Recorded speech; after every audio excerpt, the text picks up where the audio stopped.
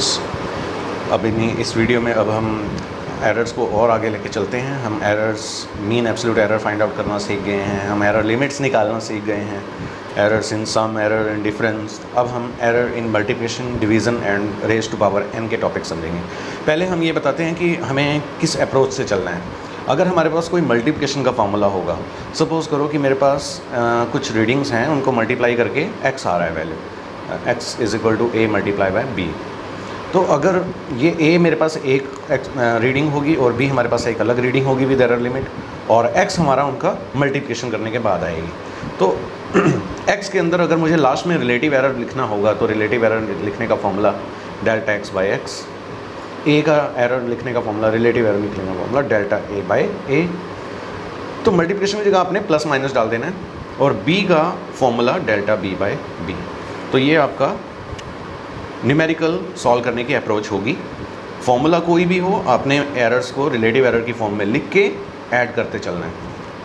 Similarly अगर आपको divide में दे रखी हो यही values x is equal to a divide by b, तो इसके लिए मैं आपको शॉर्टकट मेथड बता रहा हूँ बिना किसी डेरिवेशन के। तो x का जो रिलेटिव एरर होगा वो होगा delta x by x. a के रिलेटिव एरर को आप ऐसे ही लिखेंगे डेल्टा a बाई a, और b हालांकि डिवाइड में है लेकिन आपने इसको plus minus delta b by b करके लिख देना है। ये आपका डिवीज़न का फॉर्मूला होगा जो कि बिल्कुल सेम है मल्टीप्लिकेशन के। फ़र्क क्या आएगा, यहाँ जो आपकी x की वैल्यू आएगी वो मल्टीप्लाई करके आएगी, और यहाँ जो आपकी x की वैल्यू आएगी वो डिवाइड करके आएगी। बाकी अप्रोच सेम रहेगी। सिमिलरली अगर आपका फॉर्मूला कुछ ऐसे दिख रहा हो, x is equal to a square b by c, तब आप इस क्वेश्चन को सेम अप्रोच से सॉल्व करेंगे। यानी कि x के अंदर रिलेटिव एरर कितना होगा, delta x by x. a square के अंदर रिलेटिव एरर आप कैसे लिखोगे, जो पावर होती है वो आगे आ जाती है, डेल्टा a बाई a। फिर b के अंदर relative error delta b by b, और c डिवाइड में है लेकिन हम लिखेंगे इसको सेम उसी अप्रोच से, डेल्टा c बाई c। तो ये हमारा इस फॉर्मूले का एरर का फॉर्मूला होगा। ठीक है, तो हमने इसी तरह से आगे बढ़ना है। तो मैं एक आपको एग्जांपल लेता हूँ। एग्जांपल है हमारे पास, एक एग्जांपल है, सपोज़ कि हमें एक कैपेसिटर के ऊपर कैपेसिटेंस और उसका चार्ज दे रखा है। कैपेसिटेंस दे रखा है, तो कैपेसिटेंस हमारे पास है कितना, मैं अपने आप से सपोज कर लेता हूँ 1.6 प्लस माइनस 0.1 माइक्रोफैरेड। ओके, और उसका चार्ज है Q 46 plus minus 1.3 micro coulomb. तो अब हमें ये बताना है कि पोटेंशियल क्या होगी। ओके, पोटेंशियल क्या होगी। अगर मुझे पोटेंशियल फाइंड आउट करना है तो जो कैपेसिटर में पोटेंशियल का फॉर्मूला होता है V इज़ इक्वल टू होता है Q by C। V is equal to Q by C। तो मैं सबसे पहले V निकाल लेता हूँ। तो V is equal to Q by C। अब मेरा अप्रोच क्या होगा, मेरा फॉर्मूला सॉल्व करने का इस न्यूमेरिकल को, V के अंदर error delta V by V, Q के अंदर error delta Q by Q, plus minus C के अंदर error delta C by C।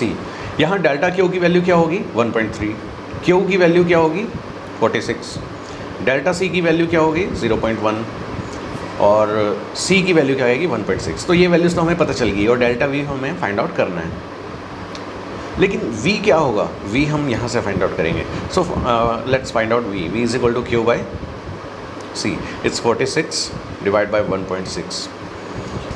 तो इससे हम जब सॉल्व करेंगे तो हमारे पास ये वैल्यू आएगी 28.75, ठीक है, वोल्ट। बट हमारे पास जो सिग्निफिकेंट फिगर्स हैं वो 2 हैं, यहाँ हमारे पास 4 बन रहे हैं, तो हम इसको चेंज कर लेंगे 29 में।